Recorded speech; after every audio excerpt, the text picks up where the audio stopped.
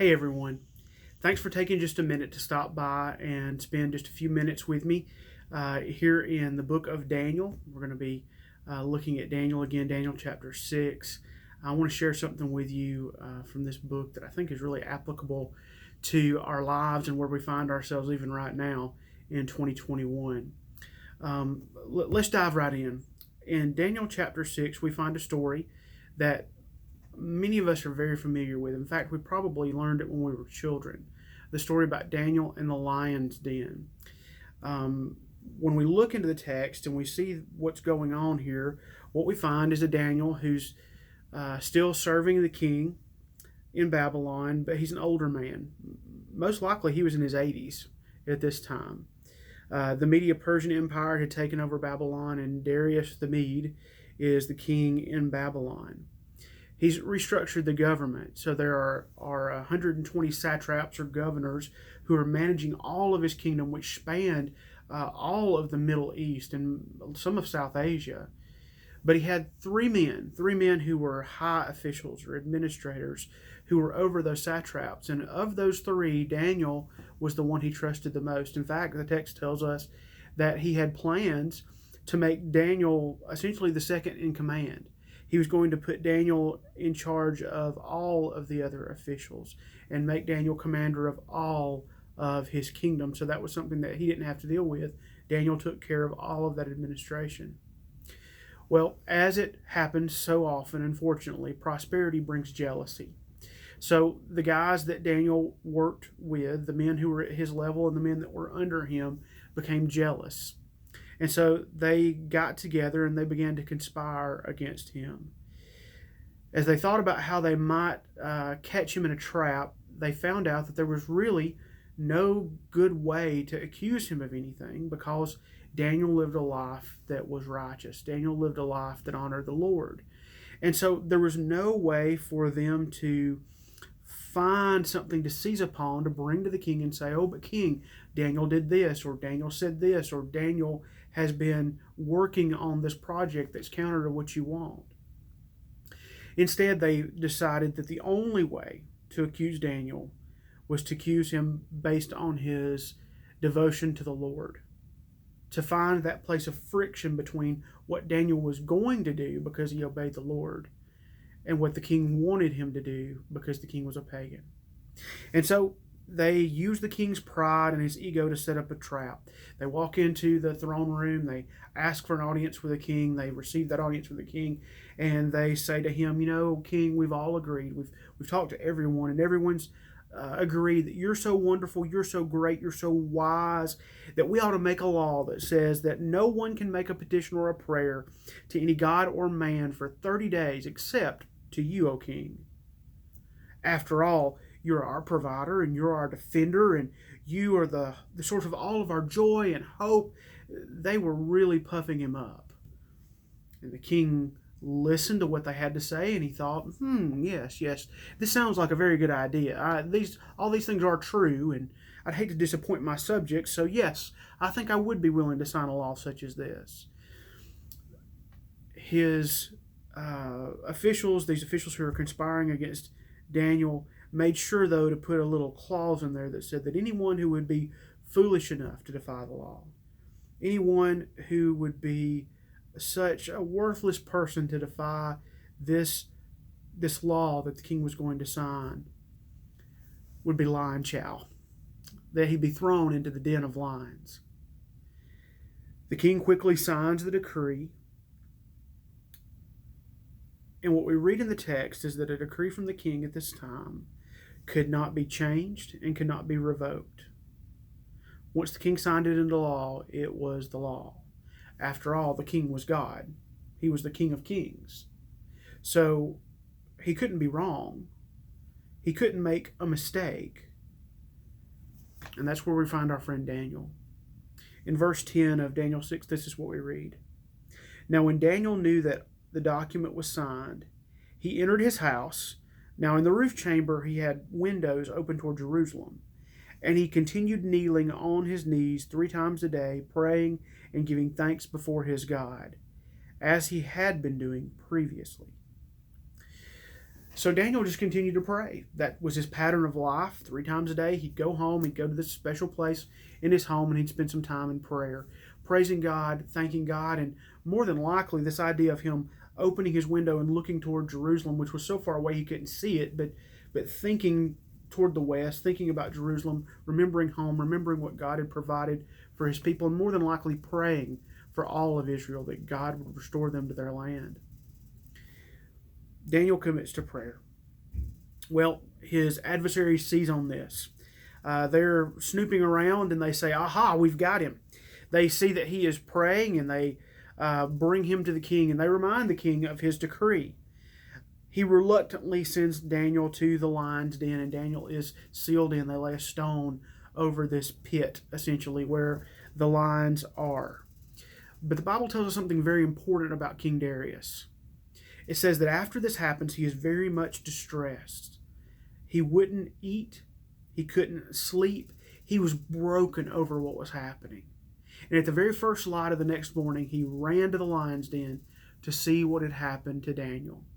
He commands the men to take the cover off of this pit, and he calls down to Daniel. It says he calls in distress to Daniel. And in his anguish, he says, Daniel, Daniel, are you there? Daniel calls out to his king and proclaims, O king, live forever. My God sent his angel and shut the lions' mouths, and they have not harmed me, inasmuch as I was found innocent before him. And also toward you, O king, I have committed no crime. In other words, Daniel says, King, I'm fine. My God protected me. He sent an angel who shut the lions' mouths, and I slept here in the warmth of their fur all night long. I have no damage that's been done to me because I'm innocent before you, King. I've done you no harm and no crime.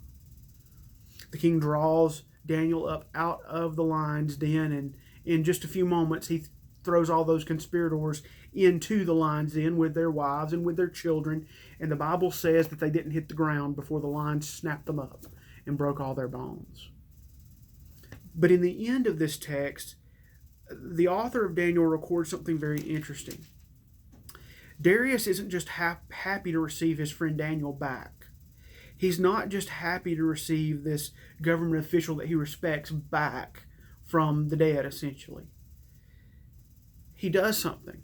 He proposes another law, another proclamation. And this is what it says. Verse 25 of Daniel 6 says this. Then Darius the king wrote to all the peoples, nations, and men of every language who were living in all the land, May your peace abound. I make a decree that in all my dominion, the dominion of my kingdom, men are to fear and tremble before the God of Daniel. For he is the living God and enduring forever. And his kingdom is one which will not be destroyed, and his dominion will be forever. He delivers and rescues and performs signs and wonders in heaven and on earth, who has also delivered Daniel from the power of the lions. So this Daniel enjoyed success in the reign of Darius and in the reign of Cyrus the Persian. Darius, a pagan king, a man who would proclaim himself God, a man who would say you should pray to no other but to me in a previous law, now revokes that law in effect by saying that no one can bring accusation against Daniel or his God, that God is truly God. He's the living God, the enduring God. He's the one who performs signs and wonders. He's worthy of glory. Now, what does this have to do with you and me today? It's a story we teach our children. I'm convinced that a lot of the stories from the Old Testament that we teach our children, we choose because they have animals in them. And maybe God ordained it that way. I mean, think about it. We teach them Adam and Eve. We teach them Jonah and the whale. We teach them about Daniel and the lion's den. We bring those forward because we think they'll have an interest in that. And certainly this is an interesting story, but I don't want us to miss what's happening here. Daniel is certainly important to this story. Darius is certainly important to this story. But as is true with all of Scripture, God is the main character. And so when we look at this story and we see what God is doing and how Daniel, the servant of God, is relating to God, it it shows us something that we can bring forward to 2021. The big takeaway that I want to bring to you today is simply this: God's glory was won through Daniel's crisis. Do you catch that in the text? God's glory was won through Daniel's crisis. We love to read this story because of the miracle that God does. We love to see Daniel standing before the law of the king and continuing to pray. And those things are wonderful, and they're valuable for us to understand who Daniel was and how we should be. But in the end, God is the one who wins the victory. God is the one who rescues Daniel, and God is the one who receives glory from a pagan king. Darius only proclaims God's power and glory to the world because Daniel goes to the lion's den and survives. Darius already had respect for Daniel. Darius already was concerned for Daniel. When we see him after Daniel goes into the lion's den, it says he's very much distressed. He can't sleep, he can't eat, because Daniel is someone that is important to him, someone he cares for, someone he respects. But even if things had stopped there, Darius would not have trusted Daniel's God. Darius still would have proclaimed himself to be over Daniel's God. And yet in this crisis, because Daniel goes to his death in the lion's den, and because God draws him out through his power, suddenly Darius is humbled. Not only in his distress, not only in his emotion, but he humbles himself as king and makes this proclamation that the God of Daniel is the living God. He's the one who endures forever. Do you see what he's doing there? God is taking the crisis that Daniel has been put into, and he's using it for his glory. Perhaps you're in crisis right now. Or perhaps you've just come out of a crisis. Or perhaps you're going to be walking into a crisis before too much longer. In the season of pandemic, we all have people in our lives who have been very, very ill. We all have people in our lives who have been in the hospital. Most of us have people in our lives who have died as a result of COVID. We've had people in our church that we love dearly, desperately, that have died, and many who have battled to come back from this disease. Maybe you've lost someone that you love and it's a crisis in your life. How can God use that for his glory? How can he win his glory in the hearts of people around you because of the way you react in that situation? Perhaps you're the one who's struggling with COVID. Perhaps you're the one who's struggling with a health issue. How can God receive glory from the way you walk through that crisis? Perhaps it's been the loss of a job. Perhaps it's been some other financial situation that you don't know if you'll ever recover from. How can God receive glory from that crisis? Many times these crises, suffering in general, comes into the life of a believer so God can use it for his glory, to demonstrate to a lost world how a believer, how a Christian walks through that adversity. So don't waste that suffering. Don't waste that crisis.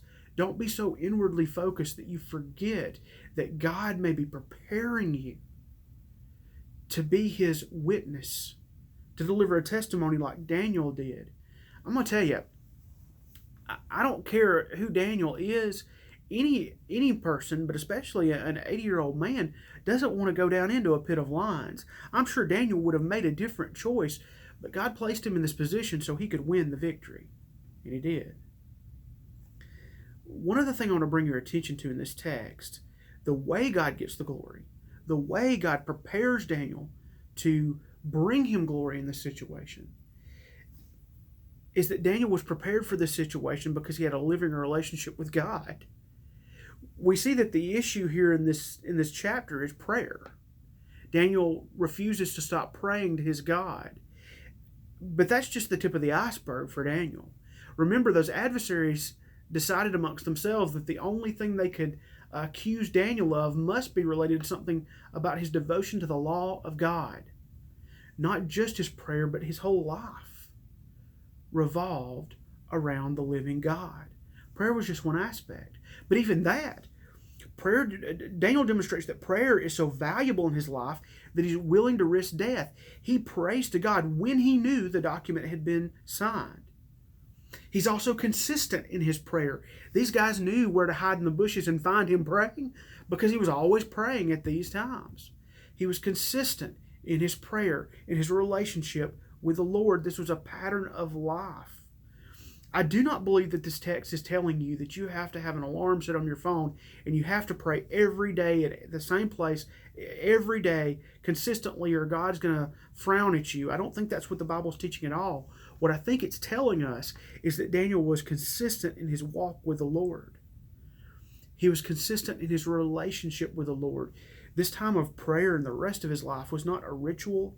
It was not a box to check. It was simply his life. We often say that Christianity is not a religion, it's a relationship, and that's 100% true. But it's very easy to say that. I wonder if in each one of our lives, it's really a relationship. Do you have a living relationship with the King of Kings and Lord of Lords? A relationship that you're doing your part to foster. You're spending time with Him. You're talking to Him in prayer. You're reading His Word. You're fellowshipping with His people. You're becoming a disciple. We call that process sanctification. As we experience that relationship with Him, as we walk through life with Him and share life with our God, He transforms us into the image of His Son. He makes us holy. He does it through the person of the Holy Spirit as we walk with Him. So, as you go on about your day and the rest of this week, I want to ask you, will God get the glory from your crisis? Will He? You get to decide, because you get to decide how you're going to respond to a crisis. And you have to prepare now for the crisis, not when the crisis hits. So are you preparing now? What's your relationship with Him like? The end of the story tells us that God desires and will receive the praise of every tribe, tongue, and nation. And here, all the way back in the book of Daniel, we see it in process with Darius. What's your part in God's mission? How can you be a part of what He's doing where you're at? I hope you have a great day. I hope you stay healthy. We hope to see you at church on Sunday. Worship starts at 9, and we would love for you to come in person, but you can always find us on our live stream, and you can join us that way as well. God bless you. Have a great day.